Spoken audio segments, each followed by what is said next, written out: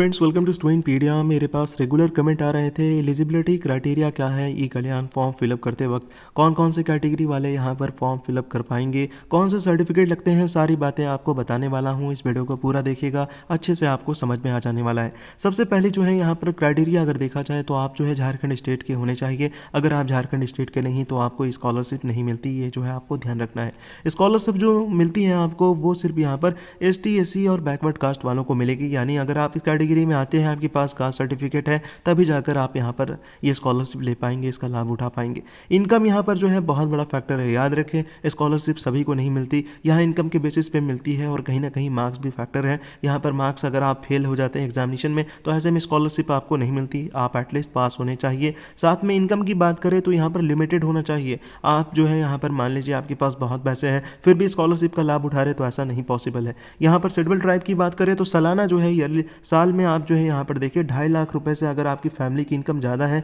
तो आप यहाँ पर फॉर्म फिलअप नहीं कर पाएंगे, और यहाँ पर उससे कम है तो बिल्कुल आप जो है यहाँ पर इनकम सर्टिफिकेट बनवा सकते हैं, आपके पास कम है यहाँ इनकम, और उसके बाद जो है फॉर्म फिलअप कर पाएंगे और यहाँ पर अपलोड करना पड़ता है। इनकम सर्टिफिकेट आपको बता दूँ हर साल यहाँ पर जो है नया बनाना पड़ता है और यहाँ पर जो है डेट वगैरह दे दी जाती है कि कब से बना रहना चाहिए। इस बार वाले में भी डेट दे दिया गया है, आपको देख लेना है। और जिस टाइम भी आप देख रहे होंगे, हो सकता है 2025 में देख रहे होंगे, तो उस टाइम भी जो है जो भी डेट होगा उस टाइम पे आपको बनाना है। नॉर्मली अप्रैल के बाद वाला यहाँ पर चल जाता है, पर इस बार जो है लेट से आई है तो सितंबर के बाद वाला मांगा गया है। बैकवर्ड क्लास की इनकम जो हुई यहाँ पर जो है ये ST SC की थी। अब यहाँ पर बैकवर्ड क्लास से जो बिलोंग करते हैं यहाँ पर आप देखें तो उनकी यहाँ पर इनकम होनी चाहिए 1.5 लाख सालाना इनकम है, एनुअल इनकम है, यानी एक साल में 1.5 लाख से आप कम कमाते हैं, आपके घर में 1.5 लाख से कम यहाँ पर इनकम सर्टिफिकेट बन रहा है तो बिल्कुल आप यहाँ पर अप्लाई कर सकते हैं।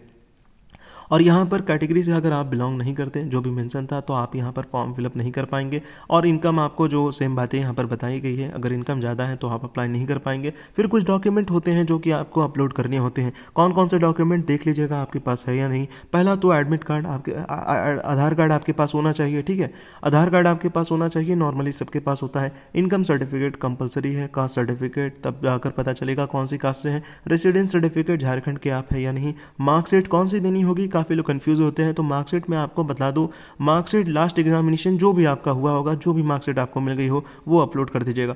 फोटोग्राफ यहाँ पर देना होता है। कौन से देंगे फोटोग्राफ, पासपोर्ट साइज फोटोग्राफ जिसमें आपकी जो है चेहरा दिख रहे हो, ठीक है। बैंक की पासबुक देनी है, बैंक नहीं है आपका तो आप यहाँ पर लाभ नहीं उठा पाएंगे। बैंक अकाउंट खुलवा लीजिए। पासबुक जो होगा उसे स्कैन करके जो है पहला पेज वो यहाँ पर अपलोड करना होता है। बैंक में ऑल दो बैंक पासबुक देखकर पैसे नहीं भेजते, वो आधार कार्ड के थ्रू जाता है, इसे लिंक भी करा लीजिएगा आप आधार कार्ड को।